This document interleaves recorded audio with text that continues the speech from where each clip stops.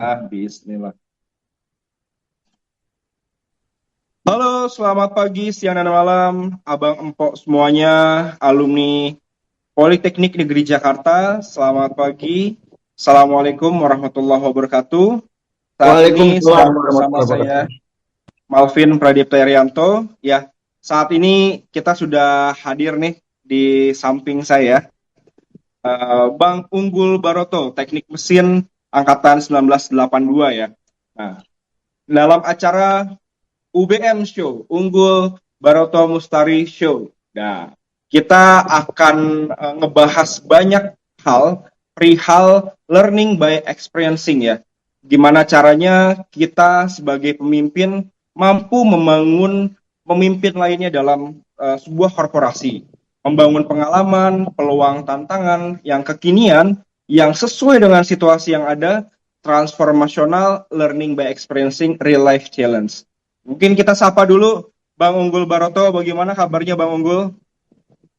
Kabar baik Bang Malvin, connecting the dots. Alumni alma mater, industri dan masyarakat luas. Jaya, jaya, jaya. Oke, semangatnya luar biasa banget ya teman-teman semua. Luar biasa. Ini Bang Unggul ini salah satu tokoh inspiratif buat saya karena buat saya yang alumni angkatan 2013 ini nggak boleh kalah semangat nih teman-teman semua ya. Oke, langsung aja nih buat topik kita di UBM Show yang kedua ini kita ngebahas tentang bagaimana kita bisa belajar dari pengalaman. Nah, mungkin saya langsung masuk ke pertanyaan-pertanyaan pertama Bang Unggul. Iya, Pertanyaan pertama, silakan. apa yang dimaksud dengan kompeten membangun super team? Oke, terima kasih Bang Malvin. Jadi kompeten membangun super team, itu intinya sebetulnya membangun portofolio prestasi belajar dari pengalaman. Sebagai tim tentunya. Sebagai individu juga harus kompeten. Sebagai tim gimana caranya juga supaya tim itu juga kompeten. Jadi pada prinsipnya mindset yang dibangun ini, peluang, tantangan itu kekinian, situasional dan transformasional, learning by experiential real life challenge. Jadi mindset situasi saat ini, faktor eksternal dan tujuan-tujuan internal sebagai tantangan dan peluang, bukan sebagai beban. Jadi setiap orang fokus kepada kompetensi-kompetensi profesional. Kinerja yang dilakukan merupakan wahana pengumpulan bukti-bukti keberhasilan sebagai portofolio prestasi kredibilitas profesional. Tentunya yang diharapkan adalah signifikan contribution dari setiap orang dan tim.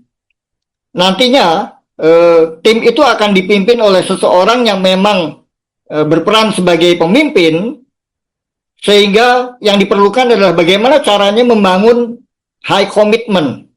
Apakah dengan daily practices, daily management, best practices, effective communication, dan lain sebagainya. Tujuannya adalah membangun professional performance. Jadi portofolio prestasi kredibilitas profesional dari individu dan tim. Apakah itu menjawab pertanyaan Bang Malvin tentang bagaimana membangun super timnya? Iya, luar biasa Bang. Terjawab Bang, kenapa saya pertanyakan yang pertama adalah kenapa perlu membangun super team, karena yang seperti kita tahu, kalau pemimpin ingin membangun pemimpin lainnya, butuh super team ya Bang. Butuh super team hadir di institusi atau organisasi manapun, terlebih lagi di korporasi. Nah, ini cukup menarik. Kita langsung masuk ke pertanyaan kedua, karena eh, gimana caranya pemimpin itu membangun pemimpin lainnya, pasti kan ada keterkaitan sama professional performance ya, performa profesional dia dengan high komitmen dan kompetensi yang abang tadi maksud. Ya, jadi apa yang kita maksud dengan keterkaitan antara professional performance dengan high commitment dan tentunya juga dengan kompetensi individu dan kompetensi tim.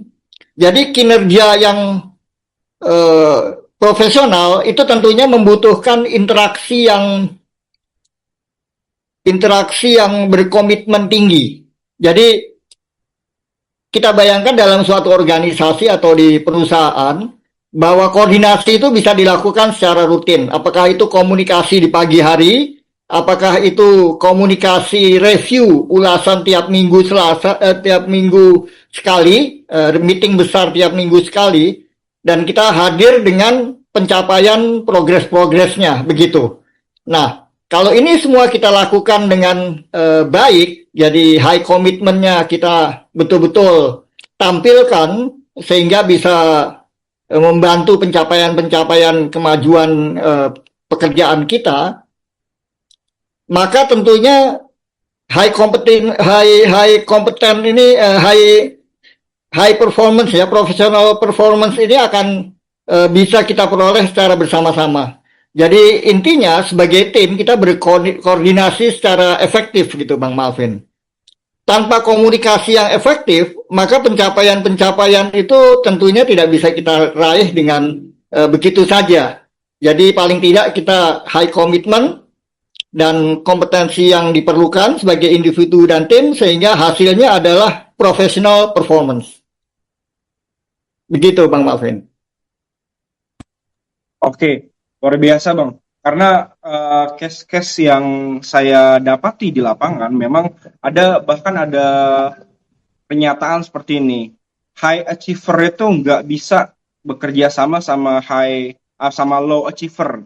High performance karyawan nggak akan bisa suka atau betah sama low performance karyawan atau tim dalam hal ini ya. Nah, jadi sebetulnya memang sebegitu pentingnya ya membangun super team ya Bang. Atau gimana menurut Bang Unggul? Kenapa sih sebenarnya harus membangun super team dan kenapa itu menjadi penting? Dan melihat dari case beberapa perusahaan itu kehilangan karyawan atau timnya karena ketidaksetaraan itu. Ada yang high achiever, ada yang low achiever, ada yang high performance, ada yang low performance. Ya, saya kira itu pertanyaan yang bagus sekali. Jadi kita bayangkan suatu organisasi atau suatu perusahaan, katakanlah suatu perusahaan dengan karyawan 100 orang. Tentunya tidak semua high performance.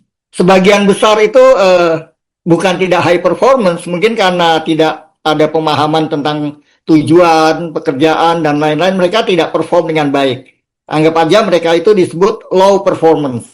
Nah, tentunya di sini tugas para high performance itu sebagai leader, pemimpin yang membangun pemimpin, itu bagaimana caranya semua orang dalam organisasi itu bisa berprestasi, dipandu, dibimbing, coaching dan mentoring, sehingga setiap orang dapat memberikan kontribusi terbaiknya.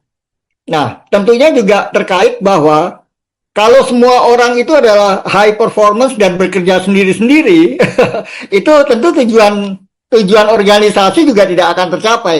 Nah, kembali high commitment ini, komitmen bahwa kita mengacu kepada rencana-rencana yang sudah ditetapkan bersama, dipikirkan dan disiapkan bersama, kita realisasi juga secara bersama. Jadi situasi apapun, kalau adanya adalah beberapa high performer dan sebegitu banyak low performance, bisa dikoordinasikan. Sebaliknya juga begitu, kalau semua high performer ada cara-cara tersendiri, bagaimana tujuan organisasi itu bisa terpenuhi, juga dengan high commitment dan kompetensi. Jadi istilahnya kita ini betul-betul membangun super team. Tidak hanya pemimpin yang membangun pemimpin dan membangun super team, tetapi juga setiap orang di organisasi ikut support kepada bagaimana organisasi bisa membangun super team. Keterlibatan setiap orang, Bang Malvin, memberikan kontribusi terbaiknya. Terima kasih Bang Unggul, luar biasa. Ini berarti memang dimulai dari sebuah tujuan yang jelas ya Bang ya. Tujuan yang jelas, target yang jelas dari tiap individunya ya Bang. Sehingga ketimpangan antara high performance dan low performance team ataupun high achiever dan low achiever team itu bisa teratasi gitu ya Bang. Dimulai dari tujuan yang jelas dan target yang spesifik, mungkin seperti itu ya Bang ke depannya ya Bang ya. Oke Bang, ini semakin menarik karena kalau menurut Bang Unggul, apa sih sebenarnya contoh keberhasilan dari sebuah professional performance super team di tiap institusi organisasi manapun, apalagi di perusahaan ya? Ya, luar biasa. Ini justru esensi dari semua pembicaraan kita tentang corporate leadership, pemimpin yang membangun pemimpin, pemimpin yang berjiwa entrepreneurship, kewirausahaan, korporasi. Jadi tentunya keberhasilan ini mengacu kepada target-target organisasi itu sendiri, Bang Malvin. Target-target keberhasilan perusahaan, kalau itu di perusahaan. Nah, apa yang dilakukan oleh tim itu mengacu kepada keberhasilan-keberhasilan yang sudah direncanakan oleh perusahaan atau organisasi. Nah, tentunya itu semua adalah pencapaian-pencapaian untuk perusahaan dan organisasi, tetapi sebagai individu dan tim, itu mereka juga berhak mengumpulkan portofolio prestasi kredibilitas profesional mereka.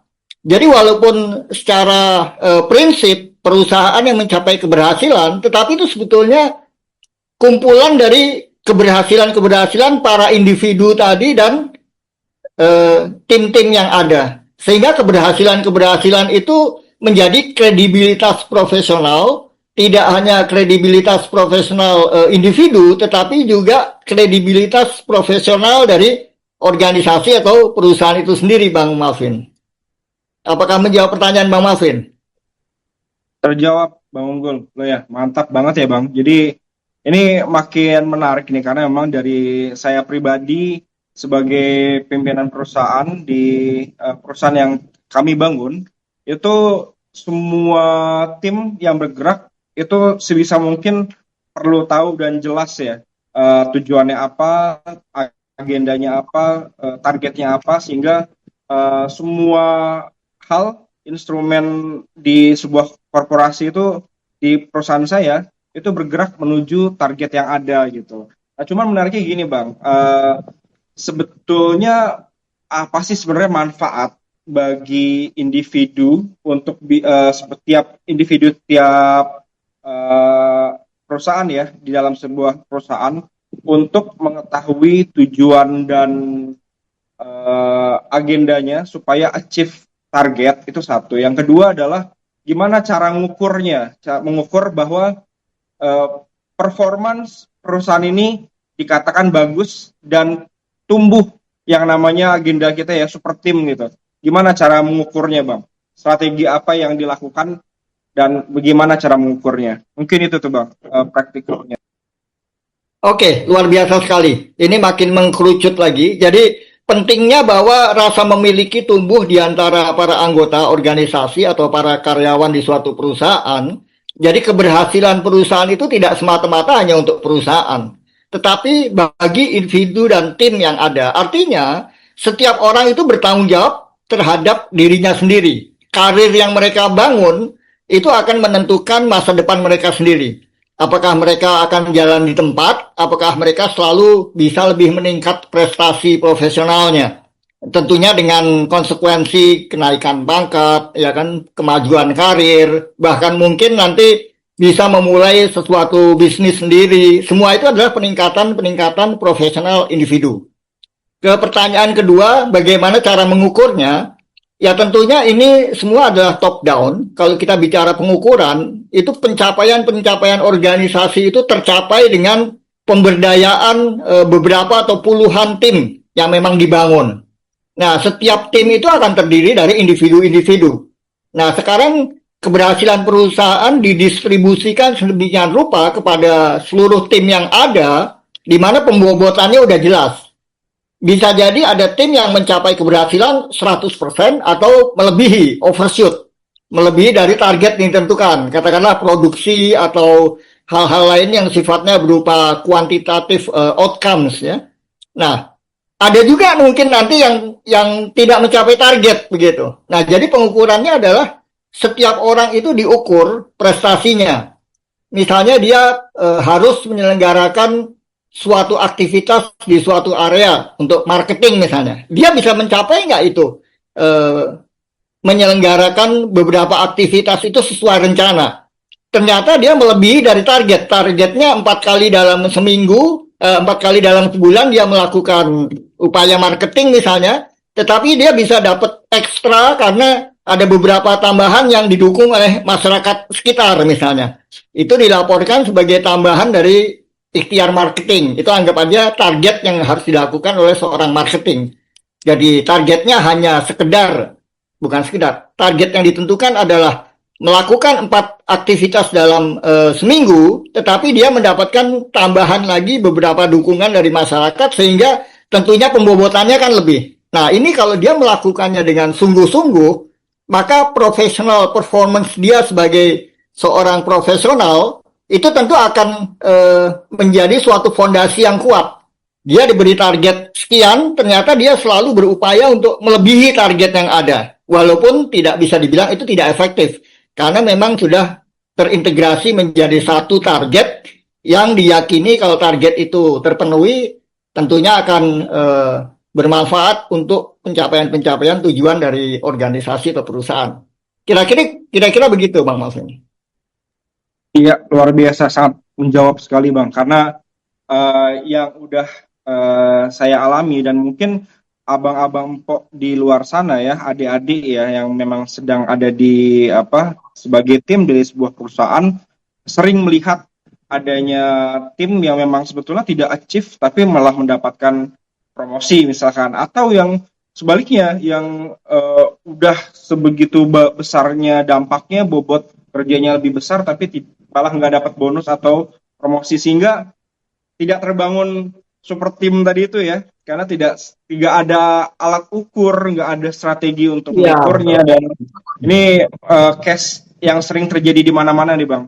Nah mungkin ini diskusi yang sangat luar biasa nih Bang ya, tapi kita berhubung waktu sudah mencapai ke penghujung acara, saya coba sedikit rewind ya. Jadi buat abang empok, teman-teman semua yang memang ada di divisi tim maupun teman-teman adik-adik yang memang mau membangun sebuah perusahaan, betapa pentingnya kita belajar dari sebuah pengalaman. Jadi pengalaman-pengalaman ini kita ukur bagi akibatnya. Ketika kita ukur ya, kita bisa menjadi pemimpin yang bisa membangun pemimpin gitu, karena kita memiliki alat ukur untuk setiap achievement yang ada. Dan membangun super team dimulai dari tujuan yang jelas, mau kemana arahnya, agendanya apa, dan setiap tim memiliki komitmen untuk bisa bertumbuh dan berkembang sesuai dari tujuan perusahaan yang dimanapun teman-teman berada. Ya mungkin seperti itu Bang Unggul. Saya persilakan mungkin Bang Unggul kalau ada closing statement nih buat para pendengar setia Spotify Kapunija ya di Unggul Baroto Mustari Show nih. Iya, luar biasa Bang Malvin. Ini diharapkan bisa bermanfaat untuk semua orang, termasuk kita, untuk lebih mengingatkan bahwa corporate leadership itu harus kita selalu terapkan dalam kehidupan sehari-hari. Tidak hanya di korporasi, organisasi, ataupun juga sebagai individu. Begitu. Jadi closing statement-nya ini bahwa yang terpenting itu membangun mindset bahwa kita ini harus selalu ikhlas dengan situasi yang terjadi. Jadi kalau kita ikhlas dengan situasi yang terjadi, problem-problem atau masalah itu bisa kita anggap sebagai tantangan dan peluang. Kalau ada masalah bukan sebagai beban, ya kan, tetapi sebagai kesempatan untuk mendapatkan hasil-hasil yang lebih baik. Sehingga kalau kita bersyukur dan kita berusaha dengan baik, maka kita akan beranjak dari level sekarang menjadi ke tingkat yang lebih tinggi. Next level, always point to next level. Terima kasih. Terima kasih Bang Unggul Baroto untuk waktunya, dan semoga menginspirasi ilmu yang kita diskusikan, yang kita sharing pada pagi hari ini bisa bermanfaat buat para pendengar semua, dan mudah-mudahan bisa terpakai ya menjadi sebuah keberkahan dan yang ilmunya applicable ya. Nah, Oke, selamat beraktivitas Bang Unggul. Kita berjumpa kembali para pendengar di show berikutnya. Saya akhiri. Assalamualaikum warahmatullahi wabarakatuh. Bye-bye. Waalaikumsalam warahmatullahi wabarakatuh. Barakallahu fikum. Amin. Terima kasih Bang Malvin. Teman-teman semua.